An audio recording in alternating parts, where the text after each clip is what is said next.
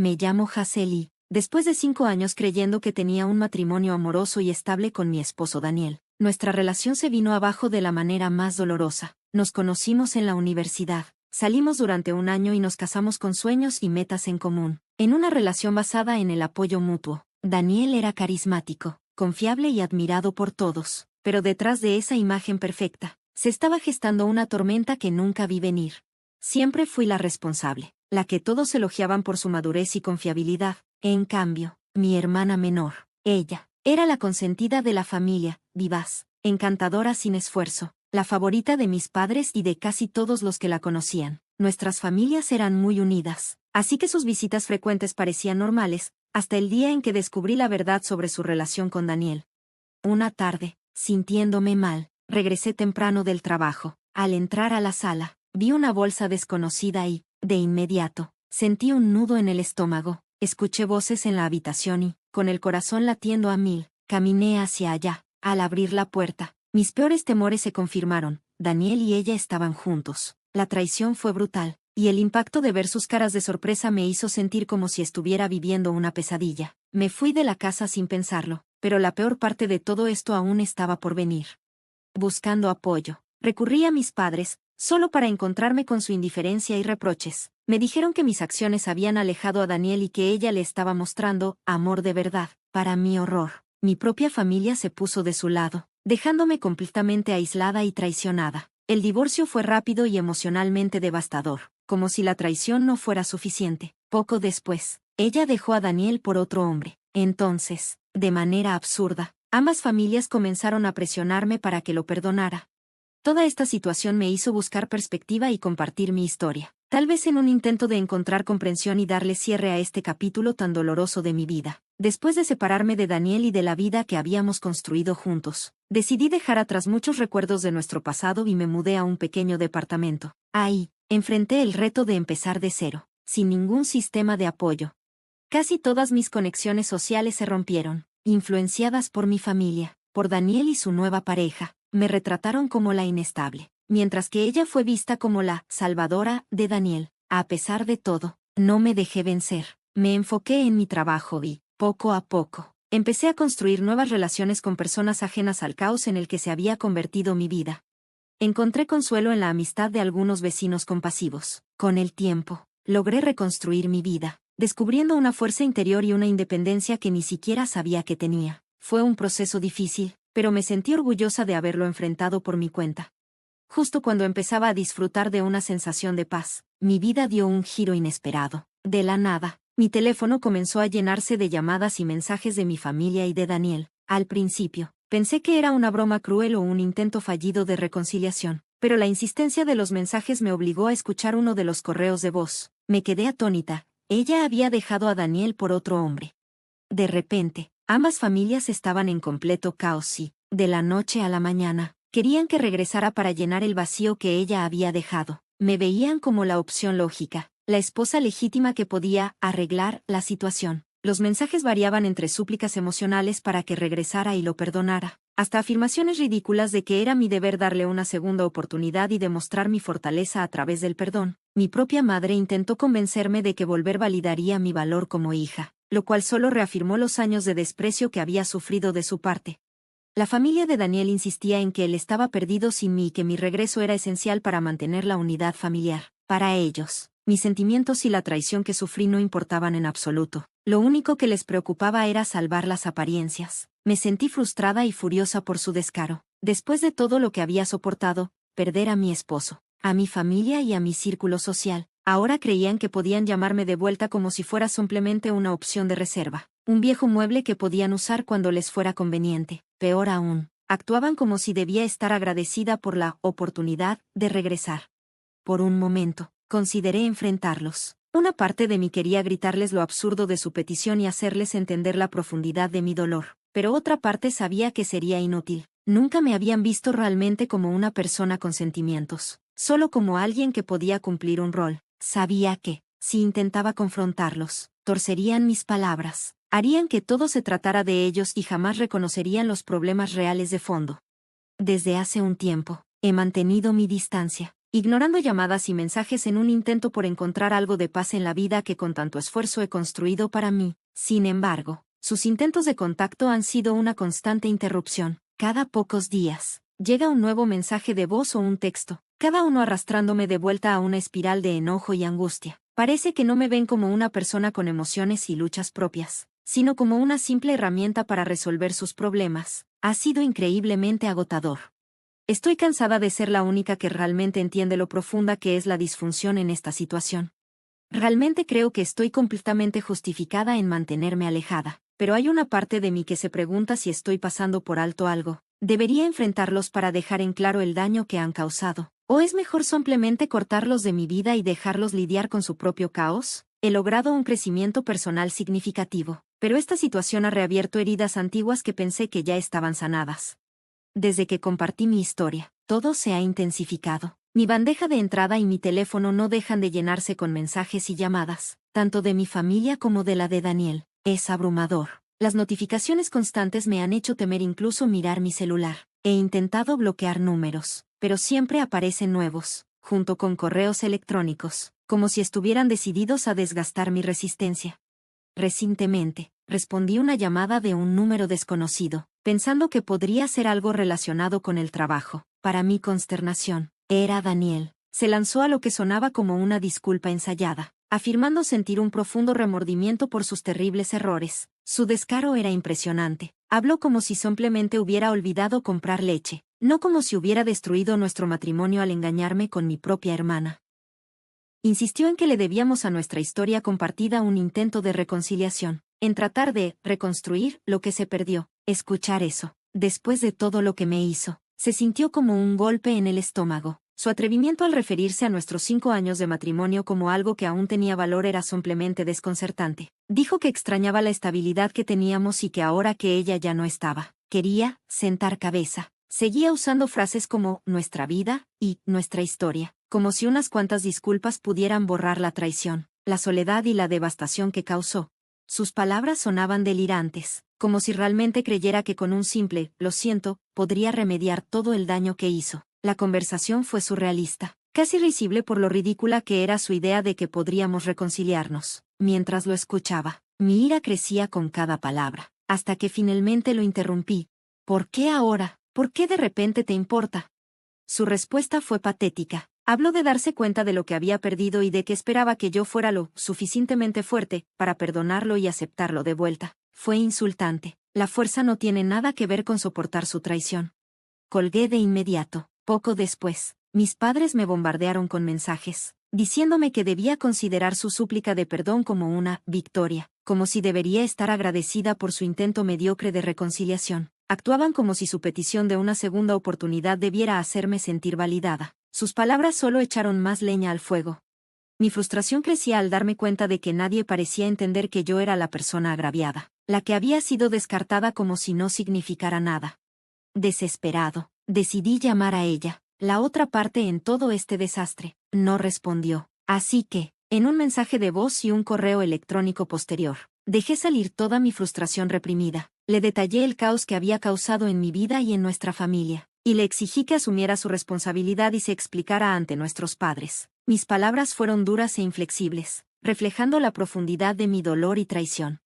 Como era de esperarse, ella nunca respondió. Se había ido, dejando un rastro de destrucción sin mirar atrás. Mientras yo lidiaba con las consecuencias y las interminables intervenciones familiares, parecía que todos esperaban que yo arreglara la situación, sin importarles si estaba listo o no para actuar según su conveniencia.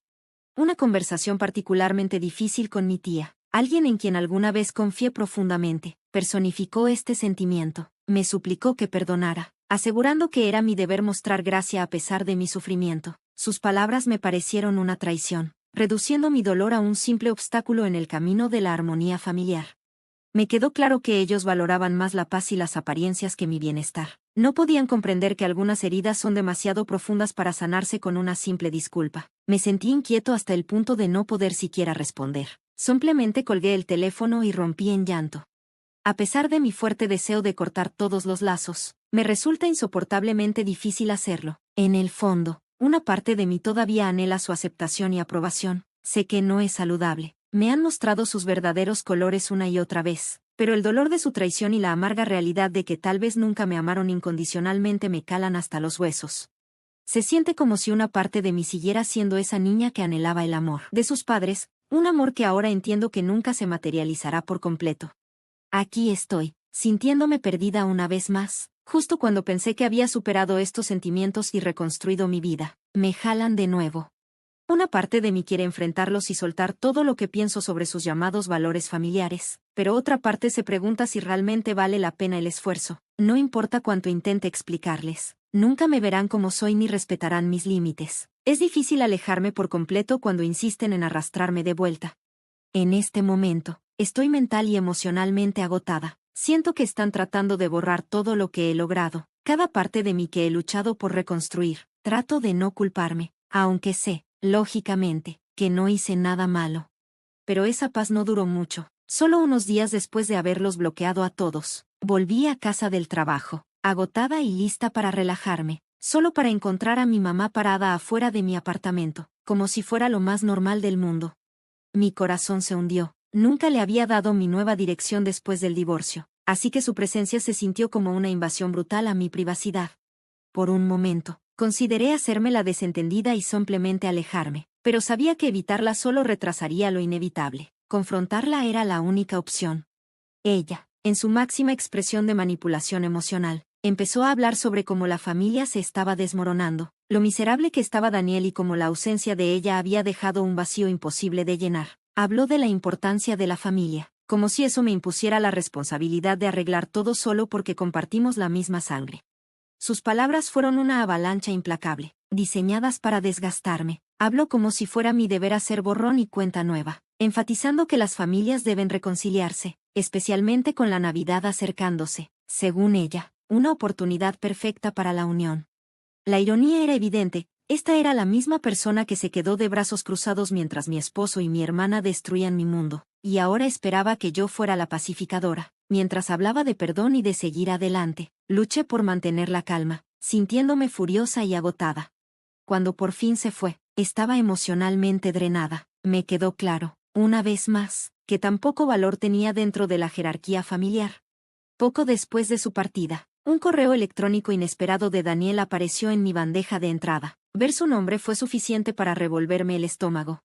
Su mensaje era breve, pero con una intención clara. Decía que entendía mis sentimientos y que quería hablar para arreglar las cosas. Incluso adjuntó una foto de nuestra boda, una foto que alguna vez me llenó de felicidad, pero que ahora me provocó una náusea instantánea. Borré su correo sin dudarlo, decidida a no dejar que volviera a alterar mi paz.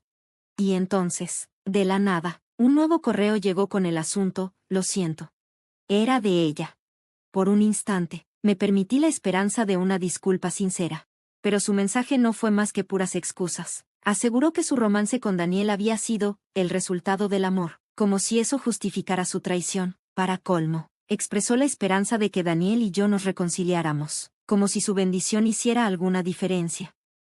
Su supuesto apoyo no tenía ningún sentido para mí. Abrumada por la ira, eliminé su mensaje sin pensarlo dos veces. Involucrarme con ella sería inútil. Solo le daría la oportunidad de reescribir la historia a su conveniencia, sin reconocer el verdadero daño que causó.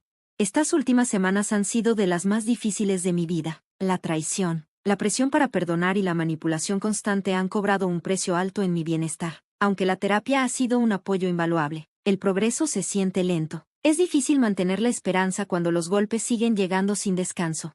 Aún así, esta experiencia me ha dejado claro lo importante que es priorizar mi paz, incluso cuando todos me presionan para hacer lo contrario.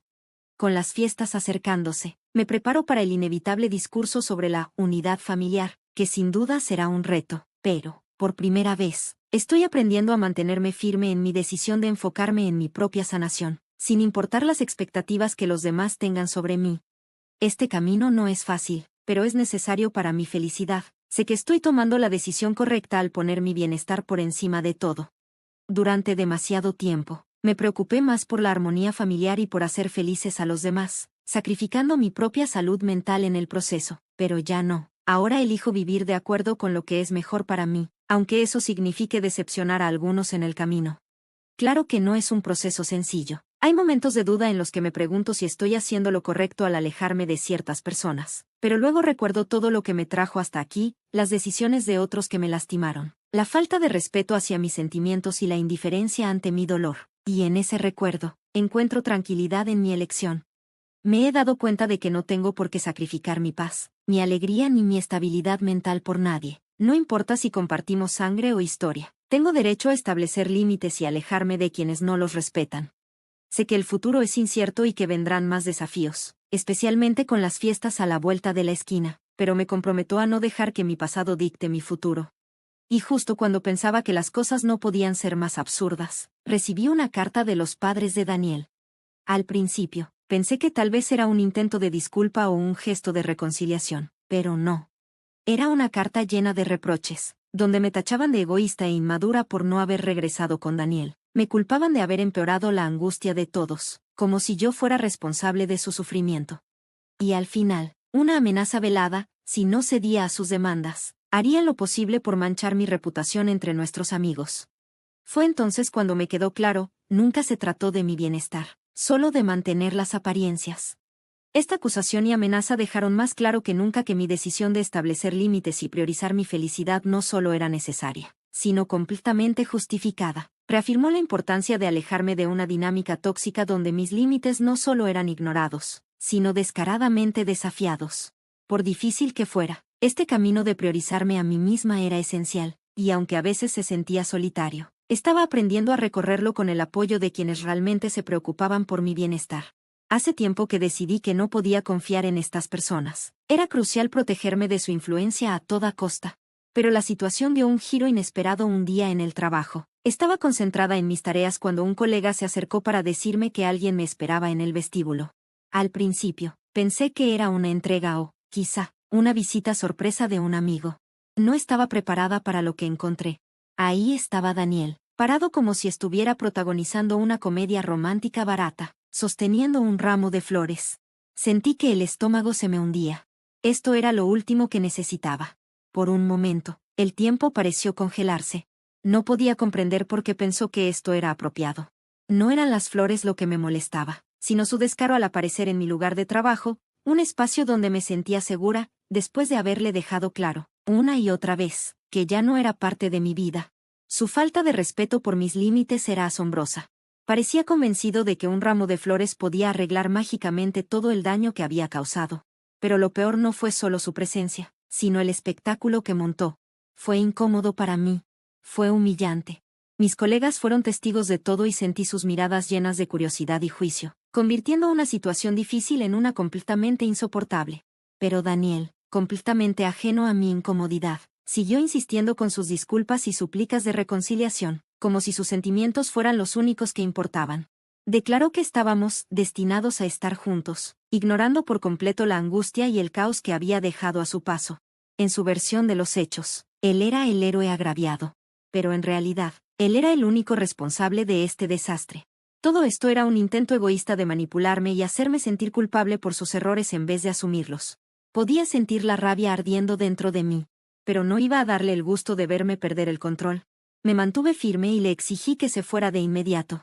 Este no era el lugar ni el momento para sus disculpas. Él ignoró mi pedido. Así que, sin decir nada más, me di la vuelta y me retiré a mi oficina.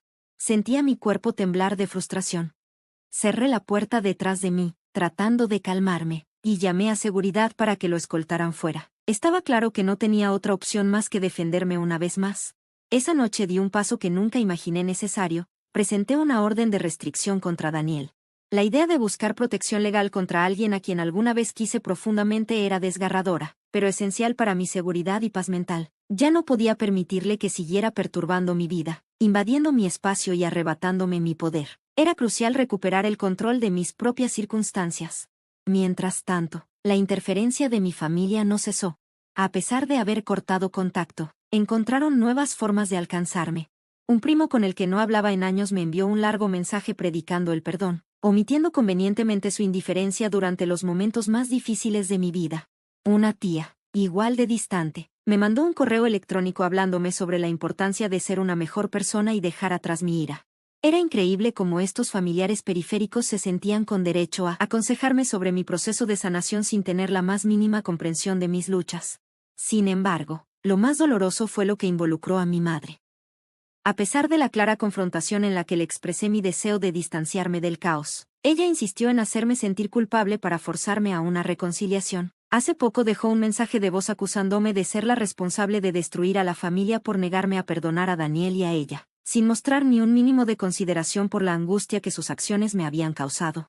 Su única preocupación eran las repercusiones que mis decisiones tenían en ellos, sin importarle mi bienestar. Era agotador verme continuamente arrastrada de nuevo a este torbellino justo cuando creía que había logrado escapar de él. Pero en medio de estos desafíos, llegué a una conclusión esencial. Soy digna de una vida mejor. Merezco más de lo que Daniel y los comportamientos dañinos de mi familia me han ofrecido. Merezco más que la existencia limitada que han tratado de imponerme. Y en la búsqueda de esa libertad, tomé decisiones firmes. Me mudé a un nuevo apartamento, un lugar del que no tienen conocimiento. Implementé medidas más estrictas para proteger mi privacidad. Un nuevo número de teléfono. Configuraciones de seguridad reforzadas en mis cuentas personales. Aunque es desalentador tener que tomar precauciones tan extremas, son necesarias para preservar mi bienestar mental. La terapia ha sido una pieza clave en mi camino, proporcionándome un espacio seguro donde he aprendido la importancia de la autoconservación. Mi terapeuta me recuerda constantemente que alejarme de influencias tóxicas no solo es válido, sino vital para mi salud emocional.